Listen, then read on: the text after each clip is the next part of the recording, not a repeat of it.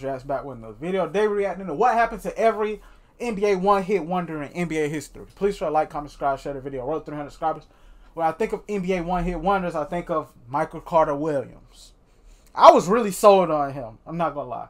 That rookie season had me, so I'm like, this dude is doing all this as a rookie. Wow, he's gonna be that dude. Then I think of the Linsanity era. And then I think of that one short guy for the Mavericks that was balling out for that little stint.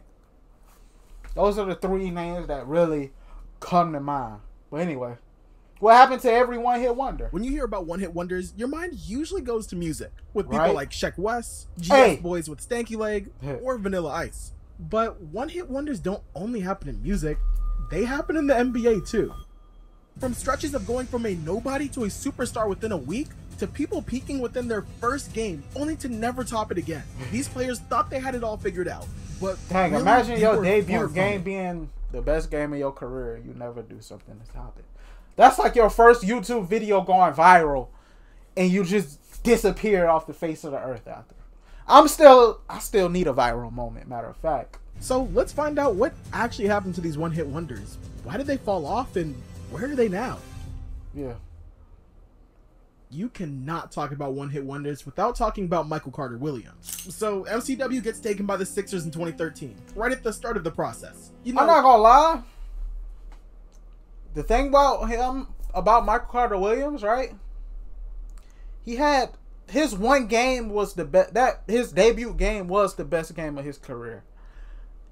He had an overall solid rookie season, but none of it was as memorable as his debut game versus the Miami Heat.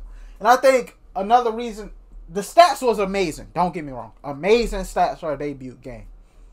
But I think the other thing that nobody talks about, it was against the big three star-studded Miami Heat. So it's like, he doing this against the Heat, this guy's gonna be nasty. I was sold on Sam Hinkie was collecting draft picks like Pokemon. Yeah, that process.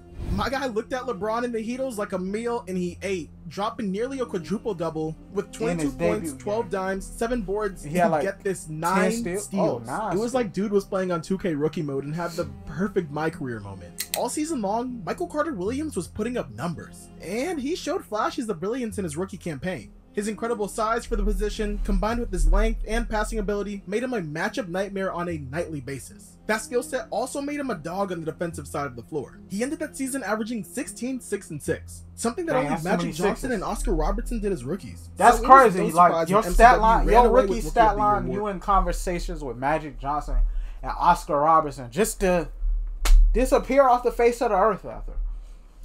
His debut album, let's put this in music terms. His debut album was the best album of his career. And catch this, the intro track was the best. Yeah, it's the only memorable part of the project. And for a while, Philly fans were all in on the 6'6" guard. I mean, you had a two-way point who could push it in transition and lock in on defense. I mean, sure, the team was taking L's, and yeah, the efficiency was awful, but Philly had their next star, right? Well, not really. You see, playing on a team like the Process Sixers is a double-edged sword. You get to shine, sure, but it's like being the best player on a pickup team. Yeah, you might be a little nice, but you really ain't playing for much. Pretty soon, the injury bug hits MCW and the league starts changing. As the NBA evolved, his style didn't fit the mold anymore, and his weaknesses got exposed. After all, an inefficient guard without a jumper is dang near unplayable in today's league. But actually, when he got to Milwaukee, he had an opportunity. With Jason Kidd at the helm, MCW had a coach who saw himself in the young guard. But then he couldn't find consistency in a lineup that had very little spacing. Eventually, J. Kidd opted to put the ball in the hands of a young Giannis Antetokounmpo, and the rest is history.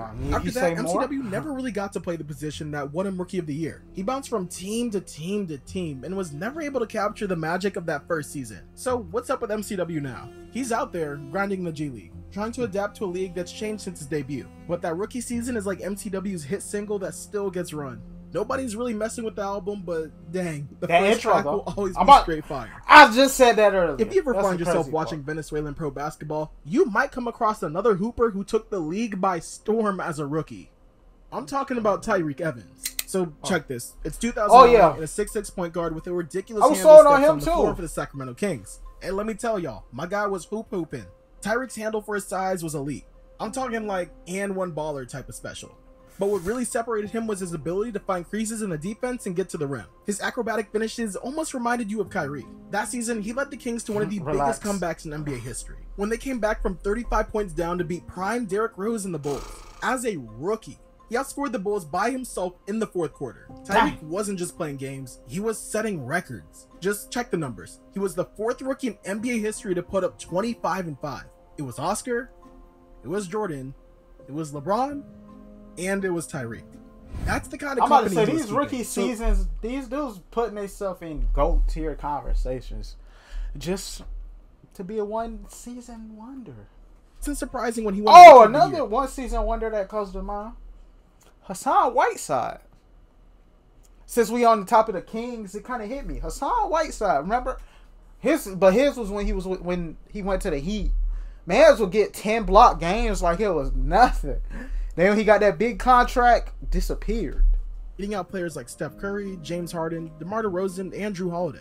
So what that was a stacked draft class. Well, it's a mixture. When Griffin was injured, a foot injury hampered his development in his second season, but he still put up pretty good numbers. The main reason Tyreek didn't become the star he probably should have been is pretty simple.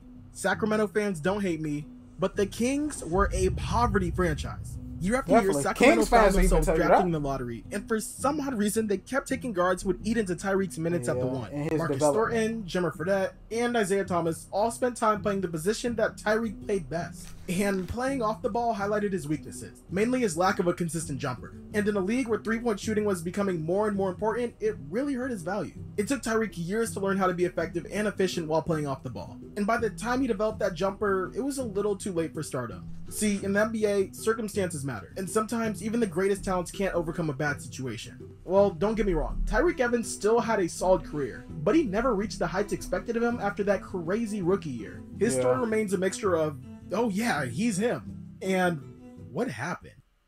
If your career highlight is going toe-to-toe with Kobe Bryant in the playoff series, then you must be an all-star at the very least, right?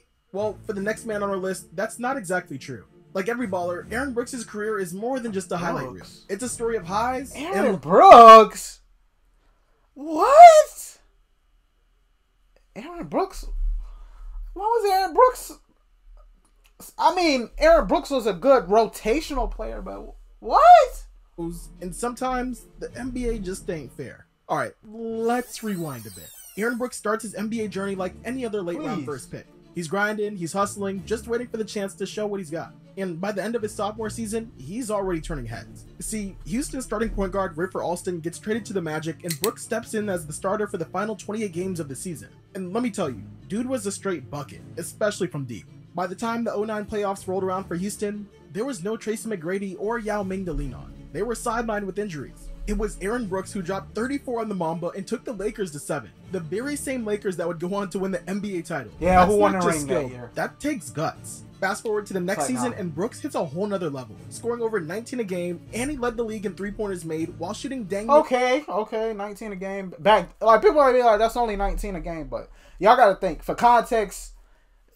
Averaging 20 games in the 2000s and the early 2010s, averaging 20, you were a star. So I guess I'd give Aaron Brooks that. But he was a solid rotational player for the rest of his career, so I don't know. 40% from deep. Those are Curry-type numbers before Curry. This isn't just a player finding his rhythm. This is a man rewriting his NBA story. He went from being the supporting cast to the lead act and the main attraction. And that was enough to earn him the 2010 Most Improved Player Award. But in the NBA, things change and life comes at you fast. Sometimes it really is a next man up league. Just as quick as he was able to get that starting job, it was taken away. The very next season, all it took to end Aaron Brooks' run was a sprained ankle. Sure, he had a slow start, but while he's out, a young guard named Kyle Lowry steps in and steps up. Brooks comes back, but the script was already changed. The Rockets shipped him to Phoenix, and those bright lights started to fade quickly. But Brooks kept grinding. He hopped from Phoenix to Denver to Chicago, and even had another stint in Houston. He still had the skills, he still had the speed and the shot, but his role changed. He never got to be the leading man again, he was back to being the supporting cast. It's a tough pill, but it's life. Now, Brooks has swapped his jersey for a clipboard. He's an assistant with the Westchester Knicks in the G League. He went from lighting up Kobe to guiding the next generation. It's a full circle moment. His run back in 2012 was a testament to his talent, but his current role, well, that speaks volume about his love for the game. Sometimes the NBA just ain't fair, and for Brooks, that breakout season will always be a part of NBA lore. But the real story, the one we talk about now, it's about adaptability, resilience, and finding your role in a league that's always changing. Let's throw it back to the 90s real quick and talk about a man who was a basketball prophet, showing us a glimpse of the future before we even knew it was coming. In the early 90s, Dana Barros was considered a tweener. He had the skill set of a two guard, but the body of a point. See, back then, point guards were more traditional. If you played point, you were a playmaker first, score second. And truthfully, the NBA was heard not this ready name. for That's this what I'm game. like, huh? He spent his first 4 years as a role player in Seattle, averaging single digits. And his first year in Philly was pretty decent. In the 90s, most believed that taking threes was inefficient, but not Dana Barros. The one thing he always had going for him was an absolutely deadly three-point shot, and when the 94-95 season rolled around, Barros really leveled up. Playing 40 minutes a game, dude averaged nearly 21 points and 7.5 dimes on 46% from three. Okay, to put that into perspective, not even Steph Curry himself has shot that high of a percentage from deep. Dana Barros really paved the way for dudes like Steph, Dame, and Trey, and the reward for his play was a 1995 All-Star Game appearance. Now, context is key, right? Well, the Sixers were a boo-boo that year. I mean, straight garbage. They had the 4th worst record in the league, but Barros, he was cooking dudes on a nightly basis. Oh, so he was the one burger on the eventual champion Houston Rockets. Well, don't take my word for it. Just ask Kenny the Jet Smith. Dana Barros. So he had his career high. He had 50 points against us. But after that mind-blowing season, things start to change for Barros. He signs a 6-year, $21 million deal with his hometown Celtics and is never a full-time starter again. He never even plays more than 30 minutes a game again. I mean, yeah, he's still a sharpshooter, basically, but like I said, the league wasn't... Trash team. Of course, he's going to shine. He's an example of empty stats. I hate that term nowadays because so many players proved that they're not empty stats. But I guess he was empty stats, huh? Ready for what he could bring to the table. That just shows you how fast things change in the league. 1 minute you're an all-star, and the next you're a role player. Alright y'all, imagine Dana Barros in today's NBA. How would he stack up in an era where the three-pointer is king? Would he be another player, or would he be he'd just be another player, because from the way this is being described, everybody saw the three as inefficient. An inefficient shot. So for him to be that,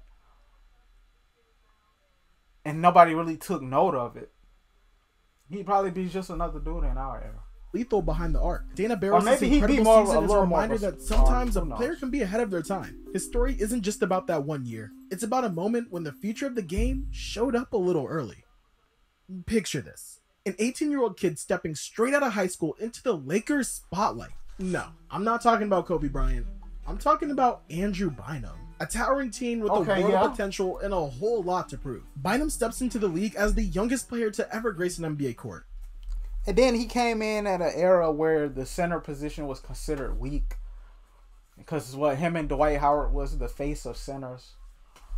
And he was hooping though. Bynum, the peak Bynum was hooping. And yo, he is raw, but the Lakers make sure that he has all the resources to be great. And check this out, they even brought in Kareem to personally mentor and coach him. I think Andrew Bynum's going to be a fine player. He's got a lot to learn, but he understands that.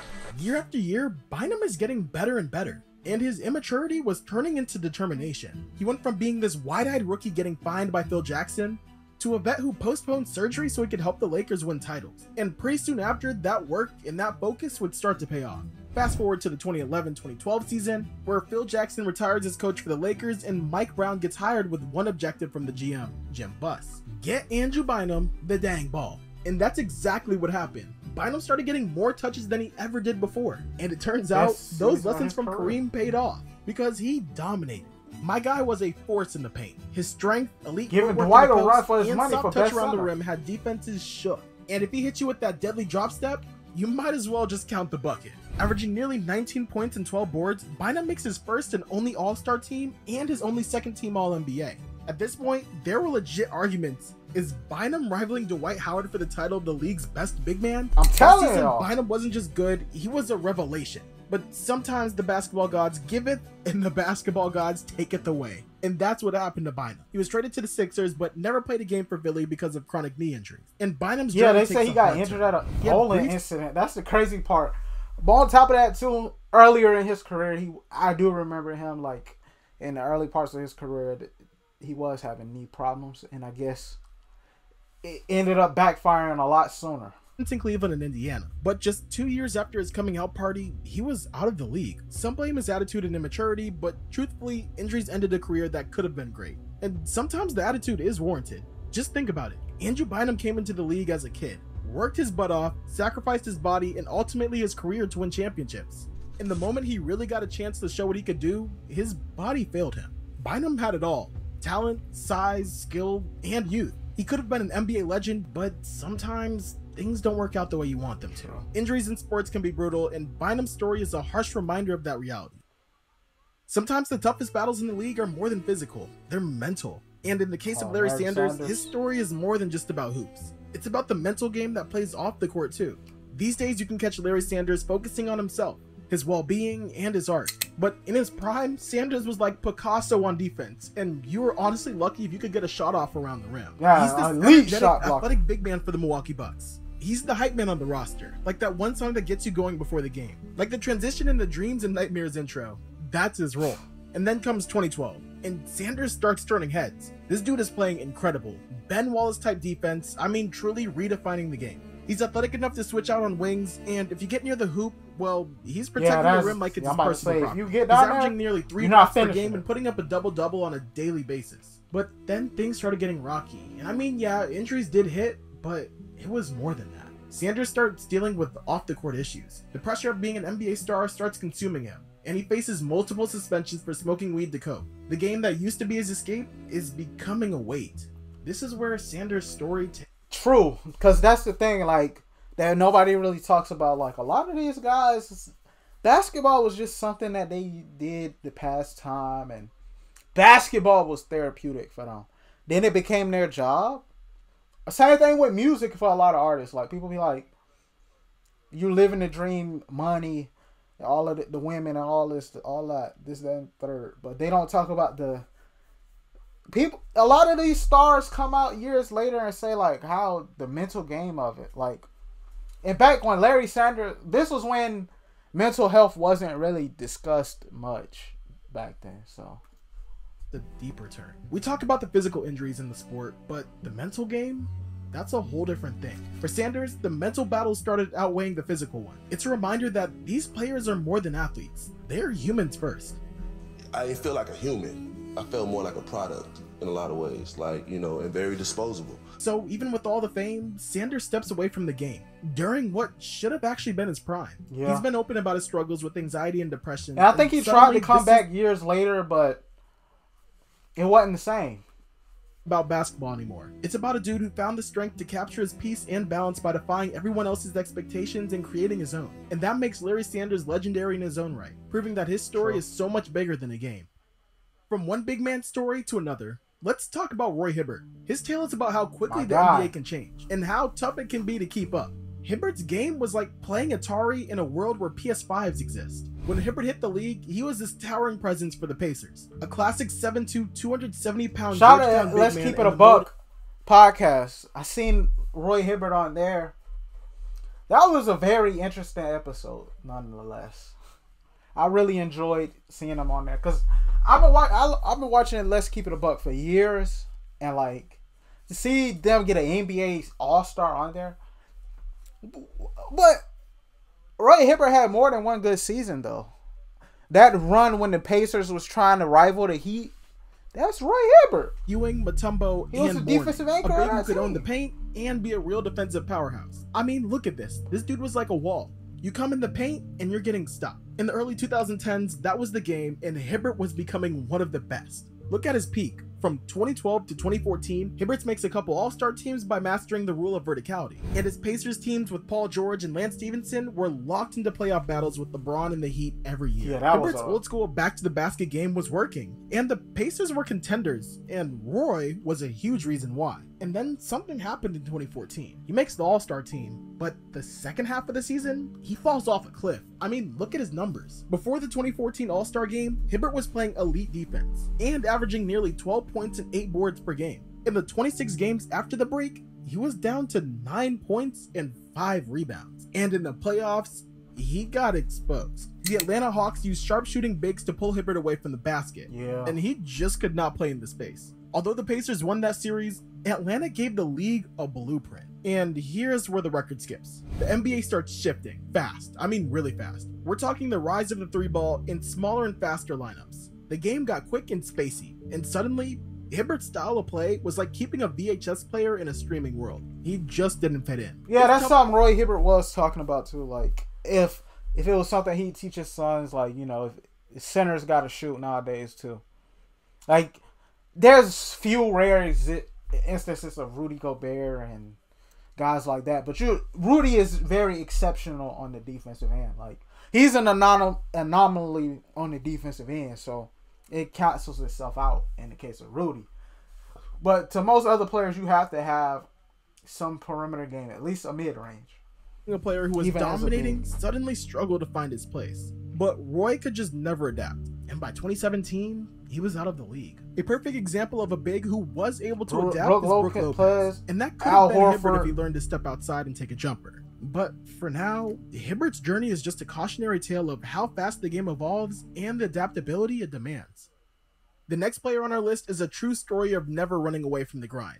Mike James' path to the league is so much more different than anyone else on this list. We're talking about a dude who went undrafted and had to play in the Continental Basketball Association, also known as the CBA, then went to Europe. Mike James was building his game brick by brick away from the bright lights of the NBA. Most dudes make their NBA debut around 20 years old, but James stepped on the court for the first time at 26.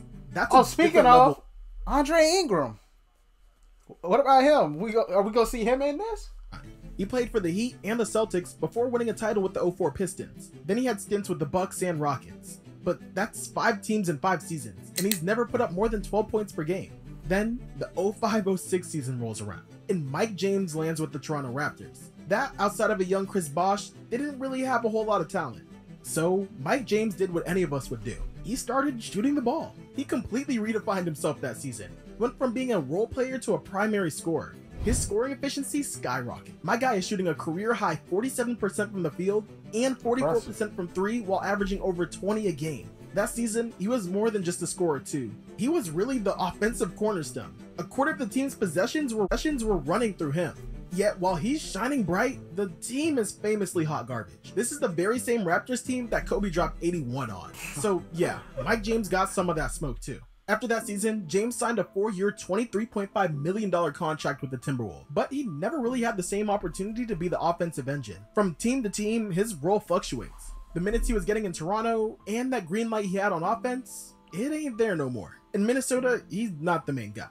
When he plays for Washington, New Orleans, and Chicago, his role changes even more from primary scorer to veteran guide and support system. What's crazy about Mike James's career is how it mirrors the NBA's evolution. The league is shifting. We're getting more star-centric teams, 3-point shooting, and faster-paced offenses. And theoretically, James should fit in, but he never really did like he did in Toronto. That's the challenge of adapting to new systems and new teammates so often. When your role on the team is redefined every year, when you never develop your own role and you have to learn different play styles every year, it hurts your development as a player. And on top of the fact, he came in the league at 26. A lot of guys enter in their prime around 26, 27. Very hard to find consistency. So that's the dilemma that Mike James found himself in his entire career. But Mike James' story is much more than that. It's about seizing opportunities and shining when that spotlight finds you. His season with the Raptors is a highlight reel in a career that saw so many changes. And he showed us that adapting to change is a skill in itself. Mike James scraped, fought, and earned that season. And I think that's a grind we can all respect. Facts. And now, as we head towards the climax of our NBA one-hit wonders, it's only right we end with the Mike Green. Jeremy Lin from downtown! Let's talk about the legend of Linsanity.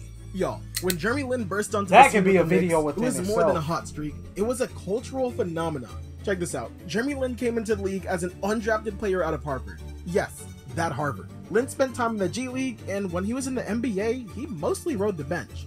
I mean, let's keep it a stack. The expectations for a guy like Lin were set in the bottom of the barrel. No one, and I mean no one, could have seen what was coming. Then, February 2012 hits, and Lin goes from the end of the Knicks bench to center stage, and suddenly, Because dude's got the Melo and all lightest them was injured. on February 4th, Linsanity begins when Jeremy drops 25, 7, and 5 on Deron Williams. Well, if a one-game sample size wasn't enough, how'd he do the next game? Well, he drops 28 and 8, and then the Knicks rattle off 7 straight dubs after that. And after a while, the entire sports world knows the name Jeremy Lin. During this wild stretch, Lin was doing more than hooping. He was rewriting narratives, whether it was dropping game winners against Toronto or putting up 36 on the Mambas' head in Madison Square Garden. You couldn't go anywhere in New York without seeing Jeremy Lin. And we're talking about a dude who was couch surfing on his brother's couch and wasn't even included in his the Knicks brother or media his guide. teammate? I thought it was wasn't just on a Landry phase, Fields. It was a movement. Mike D'Antoni likes smart guards who play with tempo. So Lin thrived in D'Antoni's pick and roll heavy offense. Yeah. So his ability to get downhill and make quick decisions made him perfect for the system. Like Steve Nash and James Harden, D'Antoni's offense made Linsanity a star. In his 12 starts before the All-Star break, the Knicks were 9-3 and Lin was averaging 22 and 9. And there were even talks about him playing in the All-Star game. But here's the kicker. By March, Mike D'Antoni was replaced with Mike Woodson, so the pick and roll offense was dead. That same offense that was allowing Jeremy Lin to succeed before. And on top of that, Carmelo Anthony and Amari Stoudemire came back from injury. Yeah, I'm about to and say Lin they tore his meniscus and missed the Knicks playoff run. As fast as Linsanity exploded, it started to cool off. He signed a poison pill contract in Houston, and coincidentally, the Rockets traded for James Harden that same summer. Harden and Lin were both ball-dominant, pick-and-roll heavy players, and Kevin McHale made the correct decision to run the offense Yeah, I'm through about to say Harden. Harden He and never roll. quite fit in with the Rocket, even after being replaced in the starting lineup by Patrick Beverley. Lin had a few more solid seasons, but it was never the same. Sometimes you can't quite catch lightning in a bottle twice. But that moment in time was bigger than basketball. Linsanity shattered stereotypes, became an icon for millions, Never forget how and waving proved off that some of Kobe. the league's most exciting stories can come from the most unexpected places. He showed all of us that all it takes is the right place, the right time, and a little bit of raw talent to transcend the game. The Linsanity era reminds us that the underdog is still alive, and dang, they can leave a mark. One-hit wonders. From Michael Carter Williams' rookie magic to the frenzy of Linsanity, these stories weren't just about basketball. They were about moments that defy expectations, make people's dreams come true, and ignite passions throughout the whole NBA world. Think about it. In the NBA, legends aren't always built over years. Sometimes they flash bright in a single Yeah, I'm season. about to say, it Even happens the legacy overnight. that keeps us talking. That's the beauty of this game, the thrill of the unexpected. But don't think these are all the one-hit wonders, because some one-hit wonders never even made it to the league, like LiAngelo Ball. Yeah, him. But what actually ended up happening to him? He used to be the talk of the town back in his Chino Hills days, but did he ever make the league? Well, don't worry, because I have all of that covered for you in this video showing. Dang, I'm gonna have to check that one out too.